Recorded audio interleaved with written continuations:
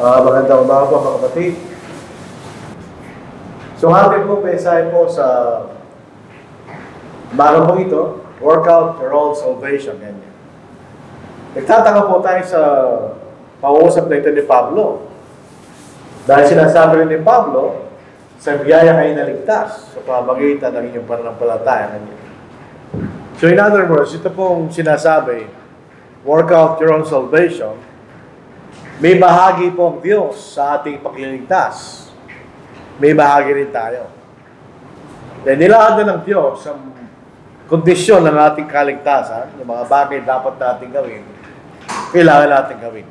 So work out your own salvation. Basahin po natin sa Pilipos, kung meron kayong Biblia, buksan po ninyo para masanay po tayong magbukas sa ating mga Biblia. Bisan, maligtasan, di mo lang kung nasaan. Sa Pilipos, chapter 2, 12-16, ito po nga rin mababasa.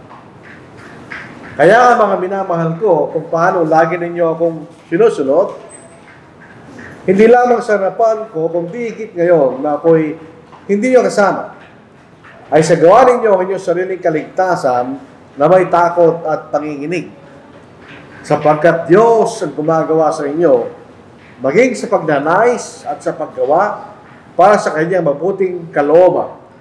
Gawin niyong lahat ng mga bagay na walang pabulong-bulong o pagtatalo upang kayo maging walang sala at walang malay, mga anak ng Diyos sa walang tungis, sa gitna ng isang saling lahing liko at masama, at sa gitna nila lumiliwanag kayong tulad sa mangilaw at sa kalimutan, na nangahawakan sa salita ng buhay, upang may ikapagkapuri ako sa araw ni Kristo, na hindi ako tumakbo na walang kabuluhan, nagpagalaman ako na walang kabuluhan.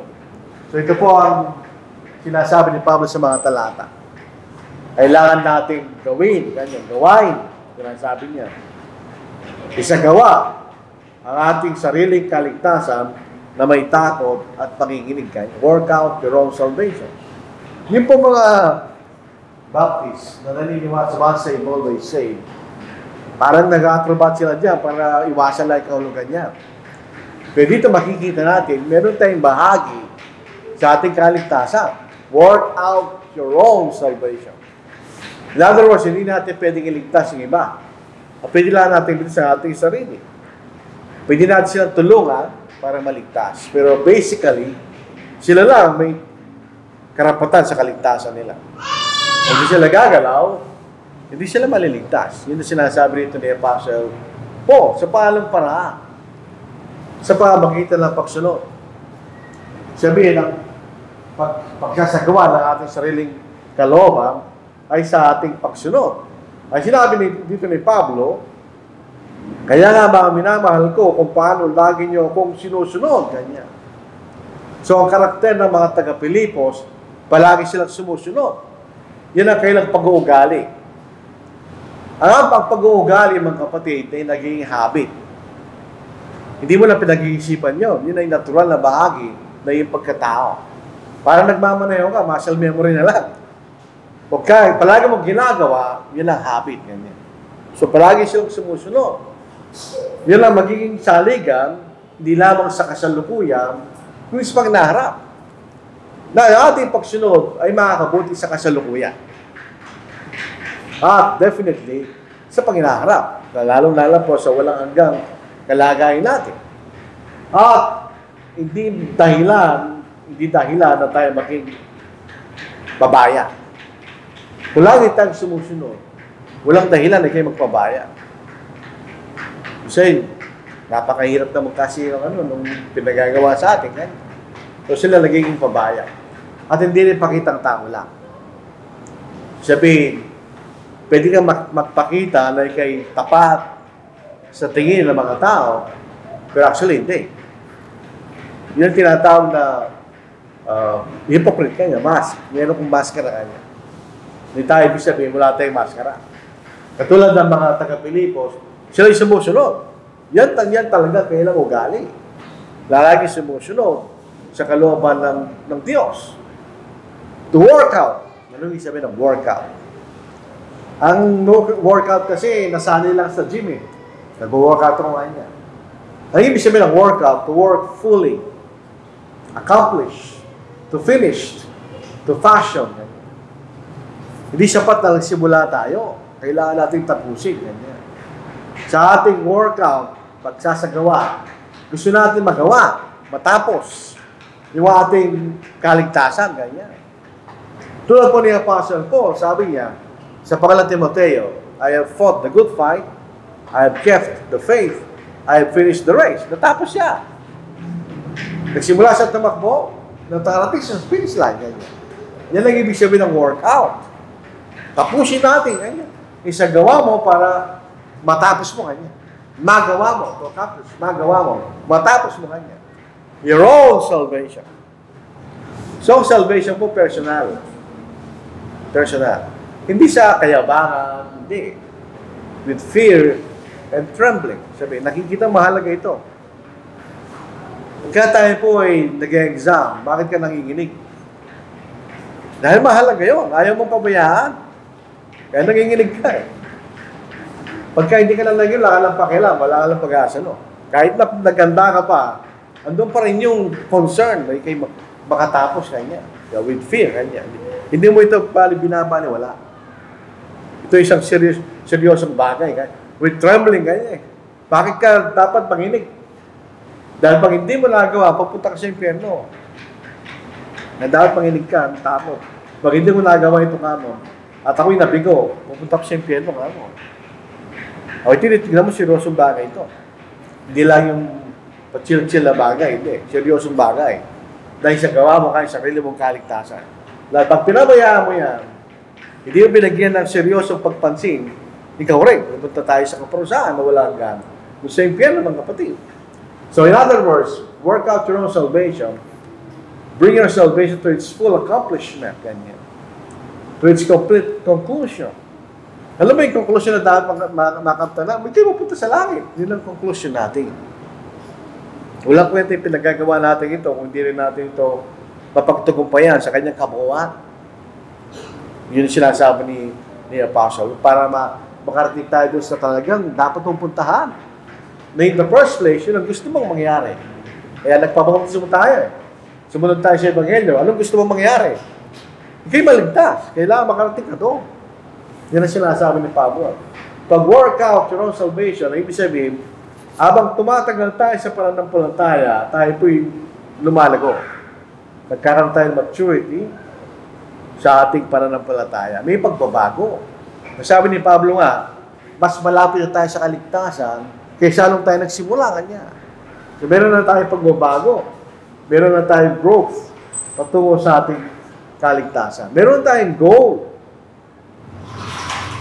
Alam niyo bakit tinawag na goal yung sa basketball court? Goal ka nila, di ba? Dahil kailangan ka makashoot yun ng goal mo kanya. Kaya ginawang sinabing goal yun. Ma-shoot mo yung bola doon. Yung goal, yun ang layunin mo. Bakit ka naging Kristiyano? Anong layunin mo? Dito po sa Filipos, chapter 3, verse 14, basahin natin. Yun ang sinasabi ni Pablo, maabot ko nga niya eh. Hindi sinabing inaabot ko na nga niya. Di ba? Basahin natin. Nagpapatuloy ako tungo sa mitihin o layunin para sa katimpalan ng dakilang pagtawag ng Diyos kay Kristo. Ano ba yung timpalang yun? Nung tayo magkaroon ng kaligtasan, tingnan niyo sabi niya, upward call. Hindi tayo pababa, tayo pataas. Upward nga eh, hindi downward. So ang paglago natin pataas, hindi pababa. Magpapalatuyo po na sa 12. Hindi siya, ito'y aking nakamit na kanya. So walang ma-save, always save. O ako'y sakdal na, sabi ni Pablo.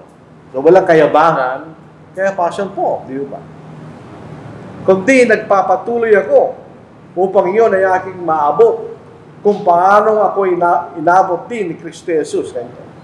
Mga kapatid, hindi ko pa naabot ko na. Ito yung ngunit isang bagay ginagawa ko, nililimot ko ang mga bagay nasa likuran, yung pinanggalingan niya, at tinutungo ang mga bagay sa inaharap kanya, sa langit. Nagpapatuloy ako tungo sa mitihin, pasagatimpalan, dakilang pagtawag ng Diyos kay Kristo Jesus. So dito po sa kaligtasan, para tayong single motor. Yung motor wala sa reverse eh. Di ba? Para forward lang yun. Hindi sa motor, hindi ka walang reverse gear yan eh. Dahil pag may reverse yan, matutumba ka. So yung motor, forward lang tayo, ganyan. Yun ang pinanggalingan natin na dating maling pamumuhay, na wala kay Kristo. Iwanan mo na yun, ganyan. Walang tignan, walang balikan. Yun ang sinasabi ni Apostle Paul para makamtan natin yung ating mintihin, yung kantimpala na sinasabi. Paano natin gagawin yan? Ang Biblia po, alam po, mga kapatid, kung iniisip natin ang Biblia, isang parang handbook ng details kung paano magagawin, hindi ko na ng Biblia. Sinasabi ng Biblia yung prinsipyo. Tulad yan. Ikaw ang bahalang gumawa ayon sa kalooban ng Diyos. Hindi tayo ginagawang bata ng Diyos. No? Ito, 1, 2, 3, 4. Kung gagawin mo, ha? Pagka ka nakikipag-usap, ganito sasabihin mo. Hindi sinasabi ng Diyos yun. Dahil kung gano'n ang gagawin ng Diyos, ay napakakapal ng Biblia. Kaya sabi niya yung mahalagang mga bagay na dapat nating malaman at dapat nating gawin. Kanya. E paano natin gagawin ang ating kaligtasan? Kasi ninyo, hindi lang pansarili, di ba? Kung in-encourage mo natin yung iba, nililigtas mo natin ang sarili natin. Kanya. Hindi lang sarili mo, nililigtas mo. Kaya hindi yun yung ginagawa mo. Pero sa habang ginagawa mo yung kanya, in-encourage mo rin yung ibang maligtas. Basahin natin. Kaya kung mayroong anumang kasiglahan kay Kristo, kung mayroong anumang kaaliwan ng pag-ibig, kung mayroong anumang pakikisama ng Espiritu, kung kay sumusunod ka sa Espiritu Santo, kung mayroong anumang pagkagiliw at abad, ay lubusin niyo aking tuwa sa pagkakaroon ng ngayon ding pag-iisip, magtaglay ng ngayon ding pag-ibig, na magkaisa ng diwa at may isa lamang pag-iisip. Bakit pareho tayo ng sinasabi rito? Pag-iisip. Ano ba pag-iisip natin pareho? Na tayo maligtas. Na mayroon tayong pagmamahal sa Diyos. Na tayo sumasamba sa Kanya. Na tayo naglilingkod sa Kanya. Di yung pareho tayo, no? Yung ganong klaseng pag-iisip, Kanya. Kung mayroong anumang kaaliwan ng pag-ibig. Dahil ang lahat ng mga bagay nito gaya sa pagmamahal ng Diyos, Kanya. Kung mayroong anumang pakikisama ng Espiritu, pareho tayo sumusunod sa sinasabi ng Espiritu Santo. At kung mayroong pagkagiliw at habag, ganyan. So ito yung common na mga bagay na nasa atin na dapat natin tagalayin, sabi ni Pablo, ay lubusin ninyo aking tuwa sa pagkakaroon ng gayunding pag-iisip na inyo. Magtaglay ng gayunding pag-ibig, magkaisa ng diwa, at isa lamang pag-iisip na inyo. Huwag niyong gawin ang anumang bagay sa pagpapaligsahan o pagmamataas, kundi sa kababaan, ituring ng iba higit na mabuti kaysa sa iyong sarili. Yun ay mahirap gawin. Tandaan po natin yun. Ang tao by nature, mataas ang sarili niya sa iba. By nature yun. Iniiba tayo ng Panginoon. Dinitig natin ng ating mga kapatid na meron pa rin tayong malalaman sa kanila. Meron pa rin tayong mapapakinabangan. Verse 4. Huwag tignan ng bawat isa sa inyo kanyang sariling kapakanan, kundi ang kapakanan ng iba. So habang nililigtas natin ang ating sarili, hindi lamang sarili natin ang gusto nating iligtas. Gusto nating iligtas ang iba. Sa pagpapakita nila ng ating katapatan, sila ay makikita pa. Di ba? So tayo ganun ang makikita natin sinasabi ng iba. Sa halong paraan, sa pagmamahal. Magkaroon tayo ng pagmamahal. Dito po sa John chapter 13. Anong pagmamahal? Sabihin, ano yung sinasabing pagmamahal? Basahin po, ito yung sinabi ng ating Panginoon. Dito po sa 13, 34, 35, basahin natin. Nagbigay siya ng isang kautusan. Isang bagong utos at sa inyo binibigay ko na kayo magmahalan sa isa't isa. Kung paanong minahal ko kayo, magmahalan din kayo sa isa't isa. Sa pamagitan nito, makikilala ang lahat ng mga tao na kayo aking mga lagad, kayo may pagmamahal at pag-ibig sa isa't isa. So, ang pareliyong Kristiyano, hindi siya pang-isahan lang. Ito yung one another religion. Ito siya nasabi dito. Pag tayo naging Kristiyano, hindi lang sariling kapakanan mo iniisip mo. Iniisip natin kapakanan na lahat. Para sabay-sabay tayo magkaroon ng kaligtasan. Kasi po natin, pag may dumating sa gitna natin, na meron pa sariling personal na kagustuhan, magkakagulo tayo. Dahil hindi kapakanan ng lahat ang iniisip niya. Pero kung tayo nag-iisip ng kapakanan ng lahat, wala tayong problema. Dahil isang ating layanin, tayo maligtas. Tayo lang tayo maligtas. Sa 1 Timothy 1:5, subalit ang layanin ng aming tagubilin ay pag-ibig o pagmamahal na nagmumula sa malinis na puso at sa mabuting budi at sa pananampalataya hindi pakunwari. Ang ating layunin, hindi siya namang bagay. Hindi tayo maligtas. Kanya. Pag may pakunwari, meron kang ibang interest. Hindi yung kaligtasan. Yun ang sinasabi rito ni Apostle Paul. Yun ang pagmamahal dapat ng taglayin. At pagkakaisa. Hindi natin gustong magkaroon ng pagkababahagi.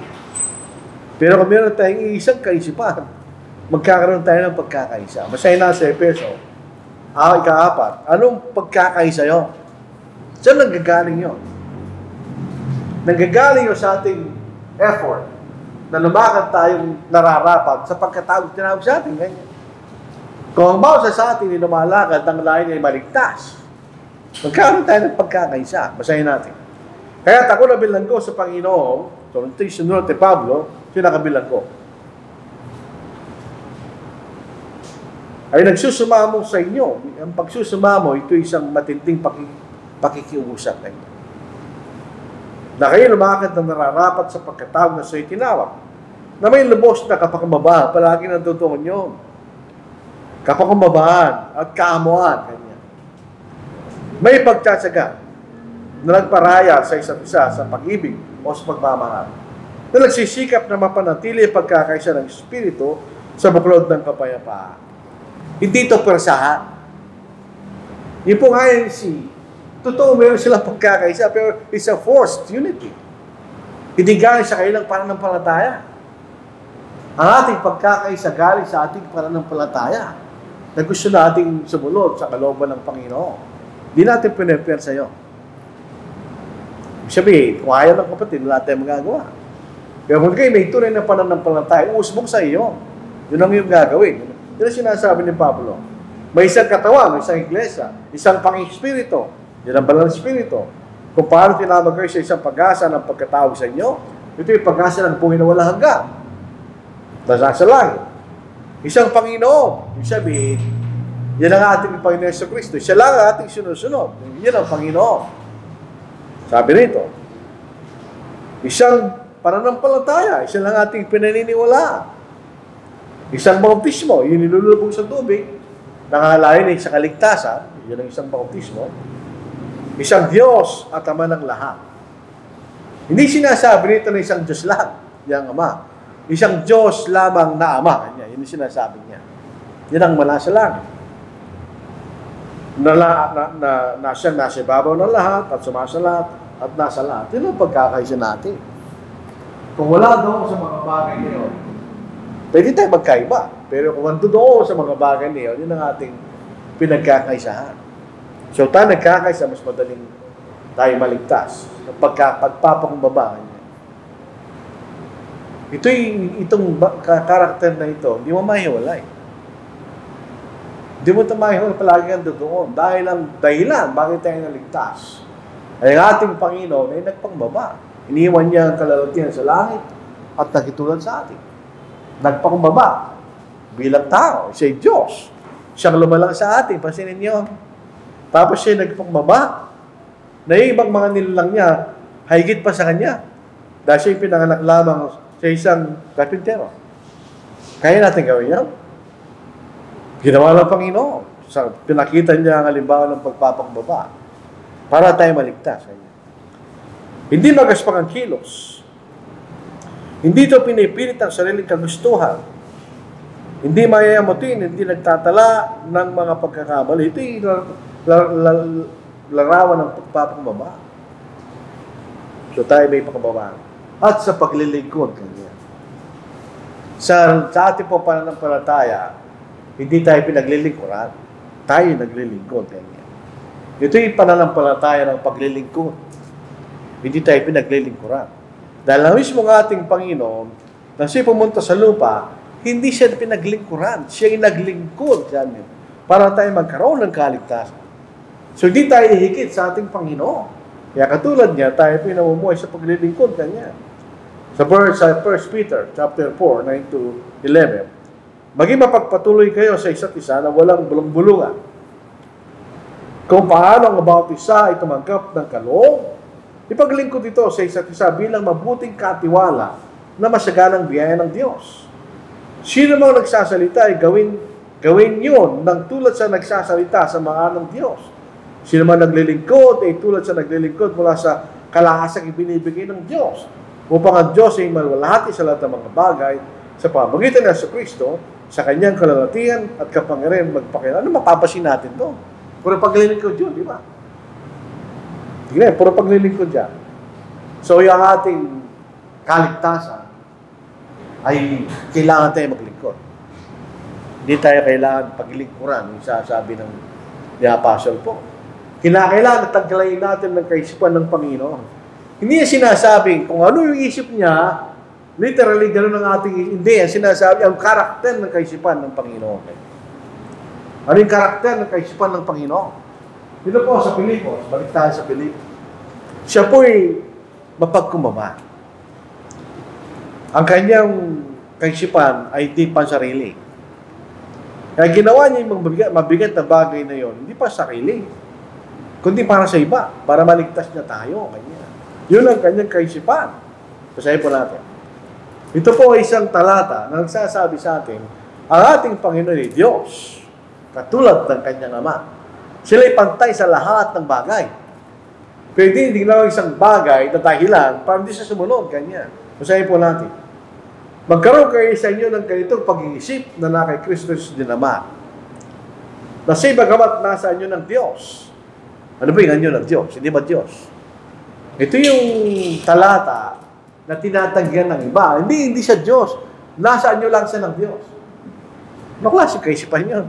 Pagdating sa ibaba, sabi niya, siya nag-anyong tao. So, hindi siya tao. O siya anyo lang ng tao, kanya. Kung siya'y tao, nung siya nag-anyong tao, ay siya'y Diyos, nung siya nasa anyo ng Diyos. Di ba? Pareho lang yun. Bakit sila nagkakaroon ng pagkakaiba ng kahulugan? Magkaroon kayo sa inyo ng ganito pag-iisip na kay Kristo din naman, na siya bagamat nasa anyo ng Diyos. Siya natin bagaman, yung may mabigat yun. Ay, ibig sabihin, hindi niya dapat gawin yung ganyan. Bakit? Sapagkat siya'y kapantay ng Diyos. Na hindi niya itinuring na isang bagay na dapat pangawakan o dahilan ang pagiging kapantay ng Diyos. Kanya. Kundi, inubaran niya kanyang sarili, hindi ng kanyang pagka-Diyos, kundi ng kalalatihan na taglilin sa langit. At kinuhaan niyong alipin at naging katulad ng tao.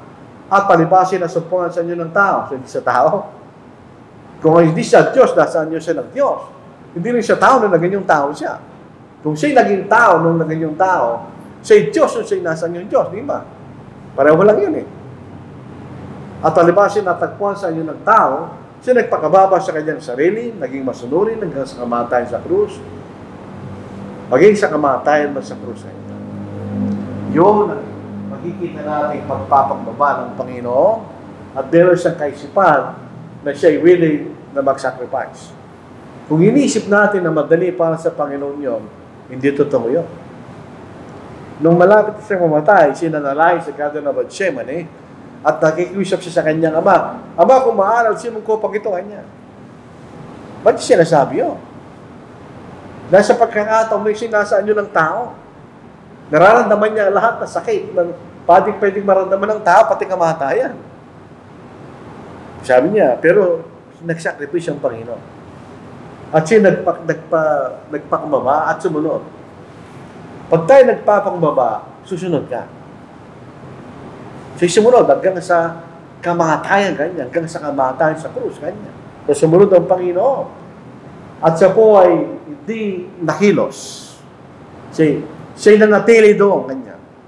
Yung kanyang gagawin. Hanggang sa siya namatay.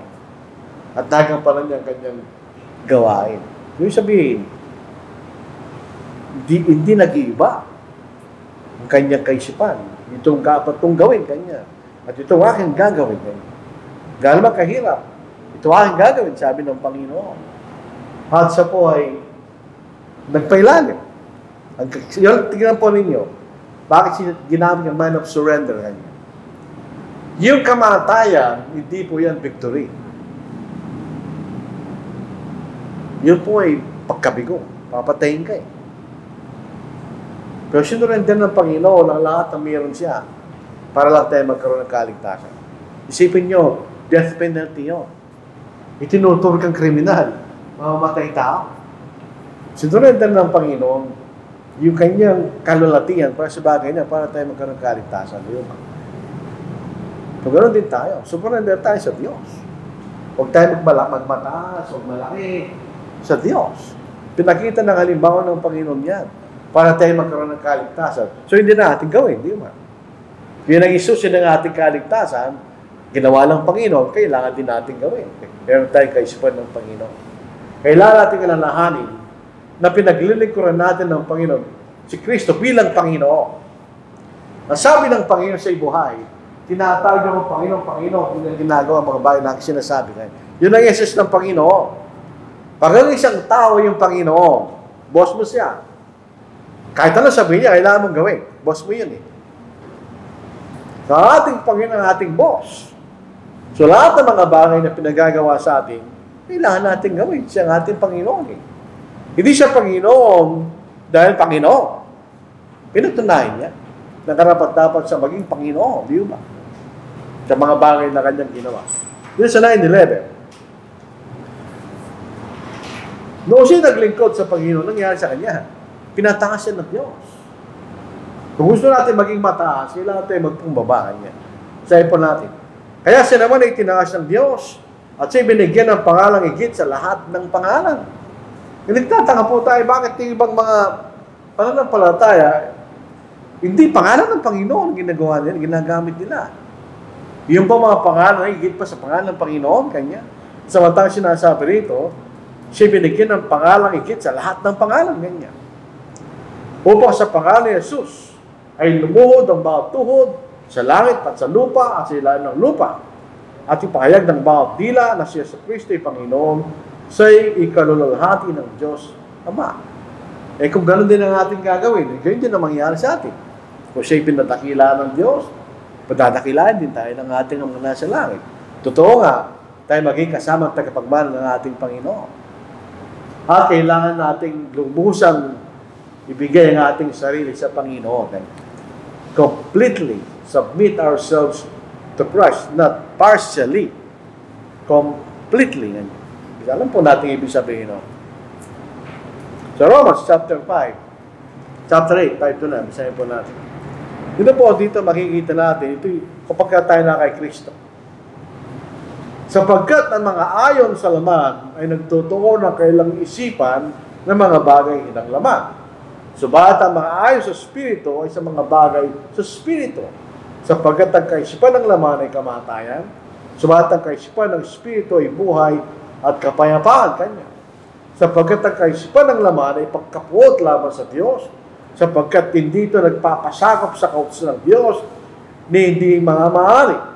Ang mga nasa laman ay hindi makapagbibigay lugod sa Diyos. Kaya ngunit kayo'y wala sa laman. Iniwan na po natin yan. Kung tayo nagpapaupismo. Kundi nasa Espiritu, yaman na nanatili sa Espiritu ng Diyos. Subalit kung sino may walang Espiritu ni Kristo, ito hindi sa kanya. So, kailangan tayo magpailalim ng lubusan sa Panginoon. Wala tayong reklamo, basta tayo susunod. Yun ang sinasabi sa atin. Full obedience. Full obedience. And surrender to be His disciples.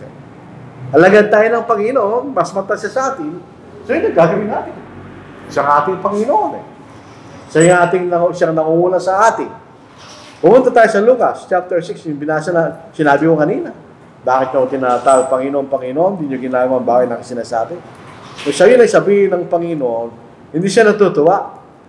Siya nagagalit. Anong kwenta na pagiging Panginoon ko? Hindi naman kayo sumusunod sa akin, kanya. Hindi rin kayo nakikinig sa akin, kanya. Ginagawa, baliktad ng aking sinasabi. Dito po sa verse 40. Ang alagad ay hindi nakakahigit sa kanyang guro. Totoo yun. Pinag-aralan po natin sa serye na pagiging alagad ng Panginoon. Subalit, ang sino mang ganap na sinanay ay nagiging tulad ng kanyang guro. So, itong pagkakaiba ng teacher-student relationship sa eskwelahan sa atin at sa Panginoon. Maging ang layunin natin, rin katulad natin ng Panginoon sa paanong paraan. Sa verse 46, Bakit tinawag niyo ako Panginoon, Panginoon, ngunit hindi niyo ginagawa ang sinasabi ko? So, pag ginagawa natin ang sinasabi ng Panginoon, maging katulad tayo ng Panginoon. So, yun ang tandaan natin, hindi tayo Panginoon. Ang Panginoon ay si Kristo. Ako wala akong pagnanasa maging Panginoon. Panginoon ng mga preacher, hindi ko gusto yon. Wala akong karapatan doon. Ako'y alagad lang ng Panginoon. Ako'y lingkod bilang isang mangaral. Ganun lang yun. Wala tayong inisip na ano, bagay na higit pa noon. Pagka lumalaki ang ulo mo, hindi ka maliligtas. Huwag lumaki ang ulo natin mga kapatid dahil tayo niligtas lang ng Diyos. At magpatuloy. Sabi ng mga Bisaya, magpadayon. Ganyan, patuloy. Magpatuloy. Ganyan. Hindi tayo may hinto. Tuloy-tuloy. Hindi tayo may hinto. Tayo alagad, 24/7. Tuloy-tuloy, ganyan. Walang break. Ngayon sa kasalukuyang panahon natin, hindi masyadong umuulan. At sabi ng mga meteorologists, ang tawag dyan ay monsoon break. Wala lang tuloy-tuloy na oras. Wala. Walang ganun sa atin. Ulitin po natin ang verse 12. Kaya nga mga minamahal ko kung paano lagi niyo akong sinusunod, lagi, hindi lamang sa harapan ko, kung digit ngayon ako'y hindi niyo kasama sa gawa niyo ang kaligtasan, sariling kaligtasan na may takot. At kung kayo huminto, kanyo Pablo. Kung paano sumusunod kayo, pag nandito ko, kahit wala ako, sumunod din kayo kanya. Tuloy-tuloy lang tayo sa pagsunod. Iyon ang paraan na tayo maliligtas. Patuloy na pagsunod. Basahin po lang sa Hebrews, chapter 5. 8 and 9. Bagamat si isang anak, sinatuto ng pagsunod sa pamagitan ng mga bagay na kanyang tiniis, parang Philippians chapter 2 rin yan, at nang maging sakdal, nagawa niya lahat ng mga bagay na pinagutos sa kanya, siya naging pinagmulan ng walang hanggang kaligtasan. Sino? Ng lahat ng mga sumusunod sa kanya. Kaya mahalaga po yung grammar, di ba? Yung sumusunod, hindi lang present tense yun. Yun ay continuous, yung sinabi. Sumusunod, ganyan. Hindi lang one-time obedience, kundi patuloy, ganyan yung sinasabi niya. Ganoon din po sa Matthew 7 verse 21. Sinasabi, hindi lahat na nagsasabay sa akin, Panginoon, Panginoon, ay papasok sa kanan ng langit, kundi gumaganap na ang kalooban ng aking anak. Gumaganap, ganyan. Pareho lang yun. Sumusunod, gumaganap, ganyan. Hindi mo nagkakamali. Present progressive yun, di ba? Tuloy-tuloy. Hindi ka hihinto para magkaroon tayo ng kaligtasan. At alam po ninyo, merong biyaya yan. Tandaan natin, kung sumusunod tayo sa kalooban ng Panginoon, may biyaya yan. Ang kaharian ng Diyos, hindi magigiba. Mananatili palagi yan. So verse 28, kaya't yamang tinanggap natin ang isang kaharian hindi mayayanig, hindi masisira. Sabi nga sa Daniel chapter 2 sa Old Testament, magkaroon tayo ng biyaya na sa pamagitan hindi makapagandok tayo sa Diyos ng kadugod-dugod na paglilingkod na may pagkalang at takot. Ano yung biyaya? Yung biyaya ng kaligtasan, ano yun? Yung kondisyon ng Diyos. At bibigyan tayo ng biyaya, di ba? Sabi niya. At maiwasan po natin ang kaparusahan. Yun ang dahilan bakit tayo sumunod. Maiwasan natin yun. Kasi kung hindi, tignan niya sa verse 29. Kung tayo po'y sumusunod, ang dalang biyaya niya. Pag hindi tayo sumunod, sapagkat ang Diyos natin ay isang apoy na tumutupok kanya. Isipin po natin yun. Ang Diyos natin ay Diyos na tumutupok. Kaya bigyan natin na masusing pagpansin. Hindi lang pa mabarabay. Basahin natin ang 1 Timothy chapter 4 verse 6. Ito po ay seryosong kalakaran. In other words, pag pumasok tayo sa ganitong bagay, huwag natin isipin na ito hindi seryoso. We have to have our careful attention.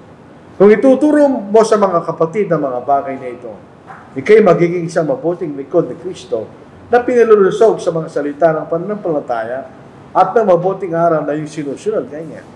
Kung ginawa yan ni Apostle Timoteo sa 16, ingatan mo yung sarili at ang iyong pagtuturo, manatili ka sa mga bagay nito, sapagkat sa pagkawanti, maliligtas mo ang iyong sarili at ang mga nakikinig sa iyo. So ito yung pag-iingat na ginagawa natin sa pagpapatuloy natin ng kalooban ni Kristo. Kung hindi natin alam ang kalooban ni Kristo, paano tayo susunod? At inaalis natin lang ang mga bagay na taliwas sa kalooban ng Diyos. Ito yung negative part. Meron kang aalisin. Meron kang aalisin. Dito po yung pagrereklamo. Kasalanan yun. Minsan, nagreklamo tayo sa atong frustration, pero actually, hindi natin dapat ginagawa yan. Sa Gawa chapter, tayo lang, naranasan natin, kasama na ako yan. Meron pagkakati kay hindi mo matis, kay nagreklamo. Yung gramlock, yun parang, yung tawag doon, yung nagtatabog. Bawal yan. Na mga araw na ito, nang dumarami ang bilang ng mga lagat, nagre-reklamo mga Helenista laban sa mga Hebreo, sapagkat ang kailang mababaeng balo ay napapabayaan sa pang-araw-araw pamamahagi. Hindi lang ordinary pagre-reklamo yun. Talagang magdadabog siguro sila. Sinasabi na sa hindi paraan, tamang paraan. At pag-aaway.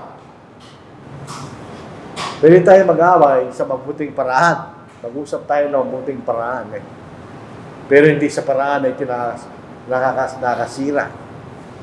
Yung pagsasalita ng hindi nararapat. Dahil meron tayong pagkakaiba. Dito sa Lucas chapter 9 verse 46. Human nature, pagka nababali ang iyong kaisipan ng iba, ayaw mo yun.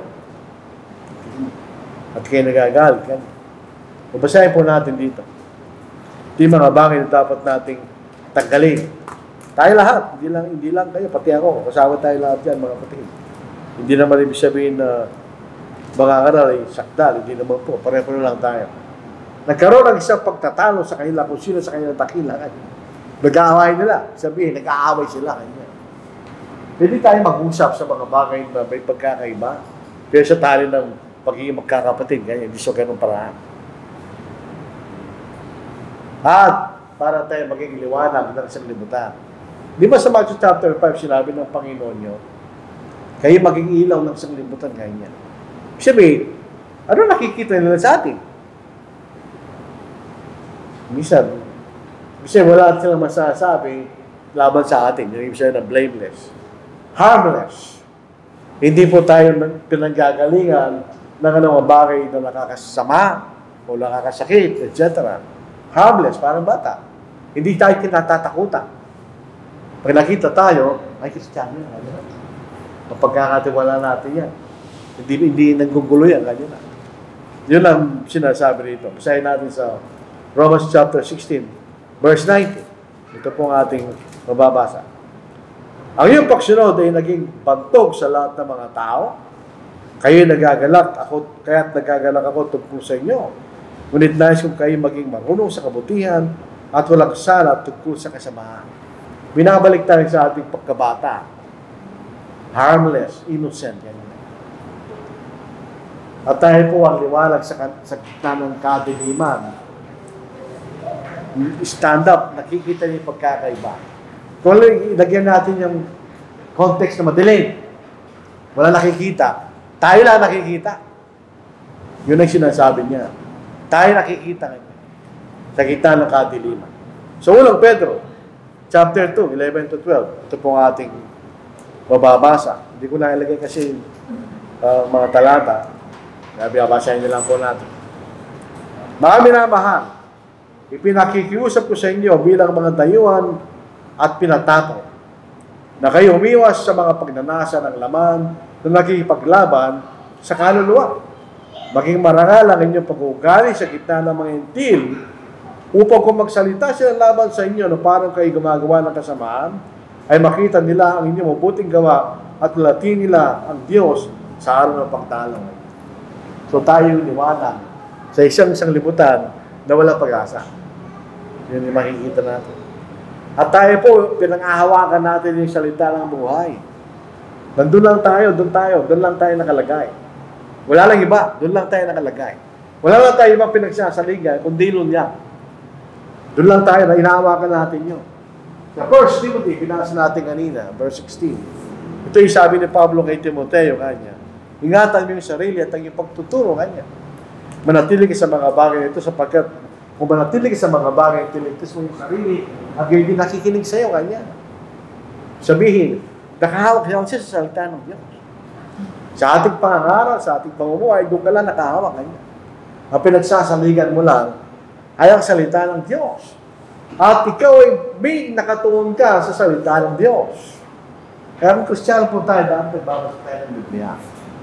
Number 1, ito magiging basihan ng ating kahatulan. Paano malalaman kung ligtas ka na o ikaw'y sumusuway kung di natin alam salita ng Diyos? Kaya nagkakagulo tayo ngayon sa bansa natin, di ba? Di naman sa unang mamulitika. Hindi na nila alam kung ano yung tama at mali. Umalis na sila sa batayan. Kailangan na alam natin yung batayan. Bakit tayo maliligtas? Kanya. So verse 50. Nalalaman ko na ang kanyang utos ay buhay na walang hanggan. Kaya ang mga bagay na sinasabi, ay aking sinasabi, ay sinabi ng Ama. Sa verse 14. Ang nagtatakwil sa akin at di tumatanggap sa aking mga salita, ay meron isang umahatol sa kanya. Ang salita aking sinabi, ang isang nahatol sa kanya sa huling araw. Sapagkat ako hindi nagsasalita mula aking sarili, kundi ang Ama nagsugo sa akin ang siya nagbigay sa akin ng utos kung anong dapat kong sabihin at kung anong dapat kong bigkasin. Tingnan niya kapakumbabaan ng Panginoon. Sumasa lang siya sa kanyang Ama. Nakikita natin. Subukin natin ang lahat ng mga bagay. Prove ang ating motibo, ang ating attitude, ang ating ginagawa. Tingnan natin kung ito sinasabi ng salita ng Diyos. Kumpara natin, in other words, ang ating ginagawa, ang ating motibo, ang ating attitude sa salita ng Diyos. Kapag ka pareho wala tayong problema. Pagka nagkaiba, meron tayong problema. Verse 21. Kung di subukin nyo ang lahat ng mga bagay, panghawakan nyo ang mabuti kanya. So, sa 2 Timothy chapter 2 verse 15, sinasabi, tayo po ay magsubika na umarap na subok sa Diyos. Walang magagawa naman dapat kahiya na gumagamit na mapit sa salita ng katotohanan. Na-apply mo salita ng Diyos sa tamang paraan. Ngayon, kapag ka ginagawa natin ang ating sariling kaligtasan, gumagawa ang Diyos sa ating kaligtasan. Kapag ginagawa natin ang ating sariling kaligtasan, nililigtas tayo ng Diyos. Hindi tayo pwedeng iligtas ng Diyos kundi natin siyang gawa ng ating sariling kaligtasan. Yun ang ibig sabihin, no? So, gumagawa ang Diyos sa ating, kung tayo gumagawa sa ating sariling kaligtasan, yan pwedeng walang magic yan. At tandaan po natin, ang ating paggawa sa larangan ng pananampalataya ay hindi walang kabuluhan. Kaya isipin po natin, useless ang ginagawa natin, hindi ha. Bilang pang huli. Sa 1 Corinthians chapter 15 verse 58, ito po isang talata na magandang maalaala palagi. Kaya, mga kapatid kong minamahal, kayo maging matatag, hindi nakikilos. Kahit anong mangyari, Kristiyano ka pa rin. Kahit nahihirapan tayo sa buhay, Kristiyano ka pa rin. Kung hindi nagkakasakit na walang lunas, Kristiyano ka pa rin. Kung kayo mayaman, Kristiyano ka pa rin. Kung kayo marunong, Kristiyano ka pa rin. Kung hindi ka marunong, Kristiyano ka pa rin. Hindi ka alis doon. Yun yung sinasabi ni Pablo. Matatag. Doon ka lang nakakabit. Hindi ka nakilos. Kahit anong mangyari sa'yo, hindi ka alis. Para tayong aso. Pag sila stay ka mo, hindi siya alis. Di ba yung aso gano'n? Stay ka mo, hindi siya alis. Nakatingin lang siya sa'yo. Pag hindi sinabing move, hindi siya alis. Ganon tayo. Kung siya sabihin ng walis ka, hindi ka alis. Doon pa rin tayo sa pananampalataya. Ito ang susunod. Na laging sagana sa gawa ng Panginoon, yamang nalalaman ninyo na hindi walang kabuluhan ang inyong gawa sa Panginoon. Lahat ng ating ginagawa sa pagsunod sa kalooban ng Diyos, hindi walang kabuluhan. May kabuluhan yan. Baka inisip natin, Pag naging Kristiyano tayo, yayaman tayo, hindi, not necessarily. May mga Kristiyano yung mayayaman kasi nagsusumikap sila, meron silang pagkakataon. Pero hindi lahat ng Kristiyano, gano'n. May mga Kristiyano katulad ni Pablo, siya yung naghirap nang siya naging Kristiyano. Iniwan niya kayamanan bilang isang Pariseo, kapangyarihan, at naging ordinaryong tao lang ng isang Kristiyano. So ito po ang ating mensahe po sa umaga po ito. Isagawa natin ang ating kaligtasan na may takot at panginginig. Seryoso yun mga kapatid. Hindi natin pwedeng baliwalay. Useless ang ating ginagawa kung hindi tayo seryoso. Hindi rin tayo maliligtas. So pasarili po yan, pagsinukapan natin, bawal sa atin. Maraming salamat po mga kapatid.